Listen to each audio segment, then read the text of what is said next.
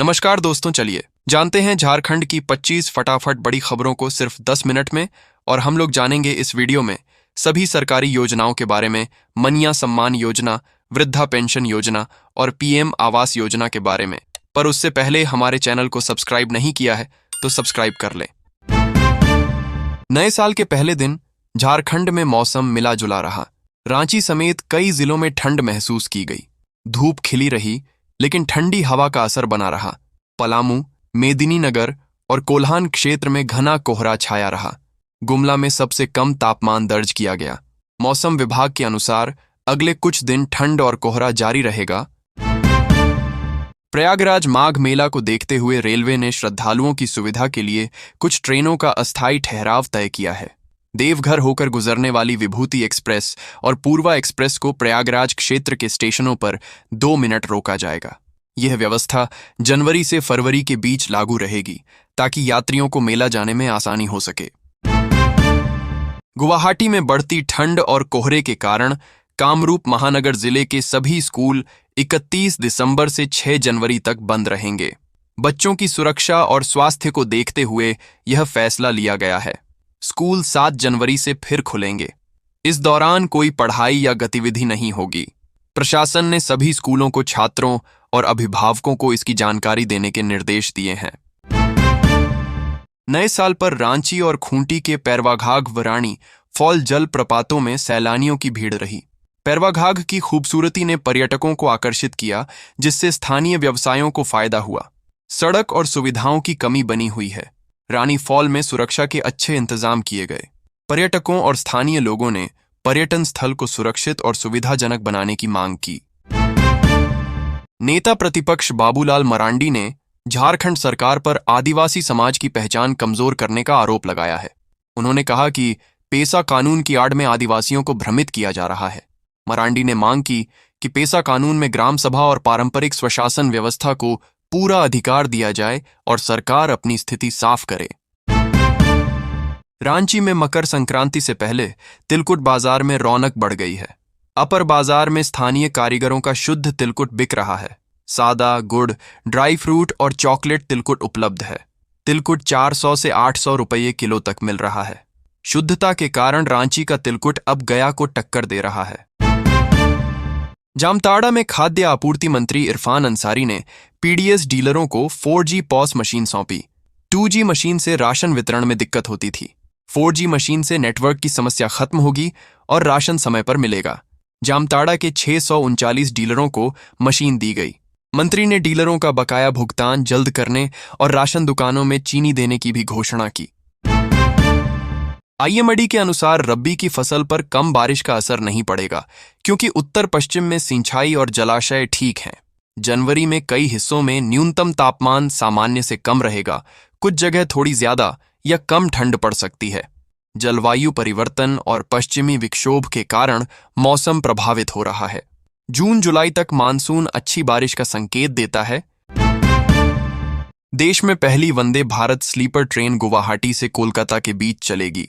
इसमें 16 डिब्बे होंगे और यात्रियों को असम और बंगाल का स्थानीय भोजन मिलेगा। ट्रेन के संचालन से यात्रा आसान और तेज होगी। भाजपा इसे पूर्वी भारत में विकास और चुनावी संदेश के रूप में पेश करना चाहती है। यह असम और पश्चिम बंगाल में आगामी विधानसभा चुनाव में पार्टी को फायदा पहुंचा सकता है। टाटा स्टील शहर के भविष्य और लीज नवीनीकरण को लेकर बड़ा निवेश करेगी। इनकैब की 177 एकड़ जमीन पर सरकार से सीधी बातचीत होगी। बस्तियों को बिजली पानी मिलता रहेगा। कीनन स्टेडियम का नवीनीकरण होगा। सोनारी एयरपोर्ट का रनवे चौड़ा किया जा रहा है। टीएमएच में स्पाइनल क्लिनिक शुरू हुआ। टाटा स्टील फाउंडेशन से लाखों लोगों को योजनाओं का लाभ मिला है। नए साल की शुरुआत एचआईसी के ठेका कामगारों के लिए निराशाजनक रही। निविदा अवधि समाप्त होने के कारण करीब 1400 कामगारों को प्लांट में काम नहीं करने दिया गया। बिना पूर्व सूचना सेवाएं रोक दी गईं, जिससे उत्पादन ठप हो गया। यूनियनों ने प्रबंधन से तुरंत काम पर वापस लेने की मांग की है। कामगार भविष्य को लेकर परेशान हैं।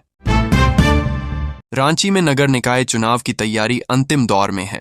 8 जनवरी को राज्य निर्वाचन आयोग वीडियो कॉन्फ्रेंसिंग से सभी जिलों के डीसी, एसपी और आला अधिकारियों के साथ समीक्षा करेगा। बैठक में सुरक्षा, तैयारियों और तैनाती पर चर्चा होगी। आयोग के अनुसार जनवरी के तीसरे सप्ताह में चुनाव की घोषणा संभव है। आयोग चुनावी प्रक्रिया जल्द पूरी करने की तैयारी में है। झारखंड के राज्यपाल संतोष कुमार गंगवार देवघर पहुंचे और बाबा बैद्यनाथ मंदिर में पूजा की। राज्यपाल के आगमन को लेकर मंदिर में सुरक्षा के कड़े इंतजाम किए गए थे।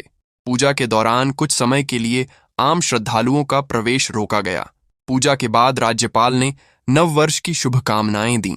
इसके बाद वे बासुकीनाथ मंदिर के लिए रवाना हुए। मुख्यमंत्री हेमंत सोरेन से मुख्यमंत्री आवास में कई वरिष्ठ अधिकारी और जनप्रतिनिधि मिले। सभी ने मुख्यमंत्री को नव वर्ष की शुभकामनाएं दी। मुख्यमंत्री ने भी राज्यवासियों को नए साल की बधाई दी। उन्होंने कहा कि सभी के सहयोग से झारखंड का विकास होगा। सरकार जनभागीदारी के साथ योजनाओं को हर व्यक्ति तक पहुंचाने के लिए काम कर रही है। रांची की जलापूर्ति गंभीर संकट में है। रूक्का वाटर ट्रीटमेंट प्लांट बेहद पुराना और जर्जर हो चुका है। उपकरण खराब होने से गंदा पानी सप्लाई हो रहा है। करीब 8 लाख लोग प्रभावित हैं। पानी की मात्रा और गुणवत्ता दोनों घट गई हैं। नया प्लांट बन रहा है, लेकिन पाइपलाइन अधूरी होने से लोगों को अभी राहत नहीं मिल रही। सीसीएल हजारीबाग, चतरा और लातेहार में कोयला उत्पादन बढ़ाने के लिए लगभग 40,000 करोड़ रुपए निवेश करेगी। चंद्रगुप्त, संघमित्रा और आम्रपाली कोल परियोजनाओं का विस्तार होगा। इन परियोजनाओं से बड़ी संख्या में रोजगार के अवसर बनेंगे। करीब 1,000 लोगों को सीधी नौकरी और हजारों को अप्रत्यक्ष रोजगार मिलने की संभावना है। झारखंड में नगर निकाय चुनाव दलीय आधार पर नहीं होंगे, लेकिन सभी पार्टियां अंदर खाने तैयारी में जुट गई हैं। बीजेपी दलीय आधार पर और ईवीएम से चुनाव कराने की मांग कर रही है। इसको लेकर पार्टी सड़क पर उतरने की तैयारी में है। वहीं कांग्रेस ने इस मांग को खारिज किया है। कांग्रेस का कहना है कि पार्टी हर हाल में चुनाव के लिए तैयार है।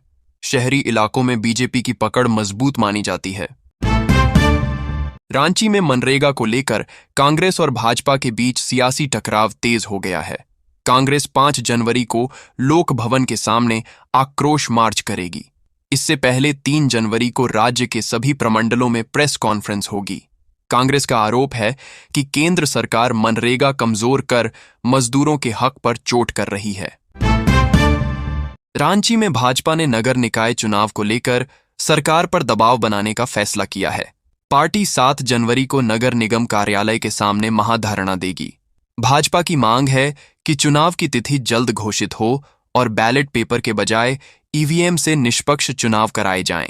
पार्टी ने कहा कि चुनाव टालना लोकतंत्र के खिलाफ है। रांची में मादक पदार्थों के खिलाफ चल रहे अभियान में पुलिस को बड़ी सफलता मिली है। सदर थाना क्षेत्र के तिरल इलाके से 7 ड्रग्स पैडलर्स को गिरफ्तार किया गया। पुलिस ने इनके पास से करीब 86 ग्राम ब्राउन शुगर, नकद रुपए, मोबाइल फोन और एक मोटरसाइकिल बरामद की। पुलिस के अनुसार यह कार्रवाई ड्रग्स नेटवर्क तोड़ने की दिशा में अहम कदम है,